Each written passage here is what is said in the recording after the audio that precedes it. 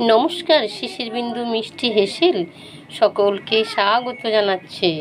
এখানে দেখুন দুটো ডিম আছে, চিনি আর এই যে দুধ জাল দিয়ে রেখেছি কিন্তু ঠান্ডা আছে। আজ আমি পুডিং বানাবো। কিভাবে বানাবো, কি কি দেবো, পুরো ভিডিওটা দেখবেন। আর এই দুটো কৌটোতে কি আছে দেখে নেবেন, এটা দিয়েও করব। এই যে জল ফুটছে, এই যে সাবুটা দিয়ে দিলাম। সাবুটা আধা ঘন্টা ভিজিয়ে রেখেছিলাম।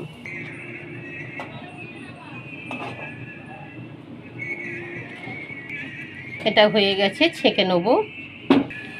নর্মাল জলে এটা ধুয়ে নিচ্ছি। এবার ফ্রিজে ঠান্ডা জল দিয়ে এটা রেখে দেবো ভিজিয়ে।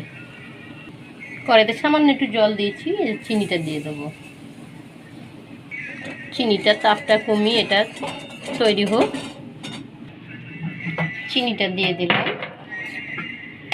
দুটো ডিম ফাটিয়ে দিয়ে দেবো।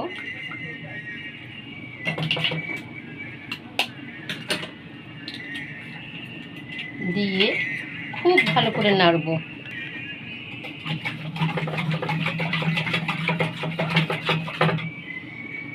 সামান্য একটু নুন দিচ্ছি, নুন না চাইলে দেবেন না।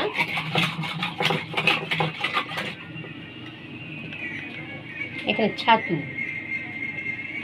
এখানে আমি 2 চামচ ছাতু দিলাম।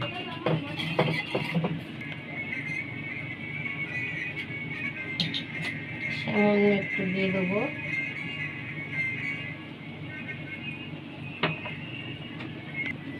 মাঝে মাঝে এটাও নেড়েছি, একটু ব্রাউন কালার করে নেবো। এটা তাপটা একদম কমিয়ে রেখেছি। সামান্য একটু লেবু রস দিচ্ছি।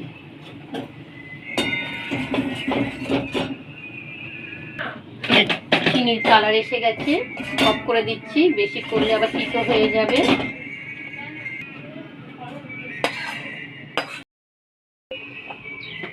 এখানে এই যে লাচ্ছা সিমুই আছে, লাচ্ছা সিমুই আমি দিয়ে দেবো।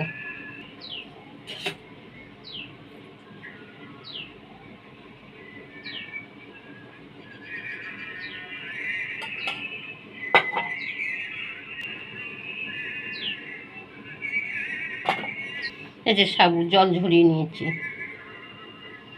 দিয়ে দেবো উপর দিয়ে। জলটা গরম হয়ে গেছে, ভালো করে ফুটিয়ে নিয়েছি। এটা আমি উপর দিয়ে এটা বসিয়ে দেবো। দিয়ে তাপটা একদম তাপ কমিয়ে দিয়ে 20 মিনিট পর দেখব। মাঝখানে দেখে তাপটা একটু বাড়িয়ে দিয়েছিলাম। এটা আমার তো হয়ে গেছে। বড্ড গরম এখনো, দেখা যাক এটা উল্টে। কি দারুণ দেখতে হয়েছে, দেখেই তো লোভ লাগছে। তবে এটা ঠান্ডা করে ফ্রিজে রেখে খাবো। আমার চ্যানেলকে সাবস্ক্রাইব করুন, ভালো লাগলে অবশ্যই একটা লাইক দেবেন, বেল আইকনটা তো অবশ্যই দেবেন। ফেসবুক থেকে দেখে থাকলে আমার পেজটা ফলো শেয়ার করবেন আর কমেন্টে জানাবেন পুডিংটা আমি কেমন করলাম, অবশ্যই কিন্তু বলবেন। দেখুন, দেখে লোভ লাগছে না আপনাদের? দারুণ হয়েছে। ধন্যবাদ।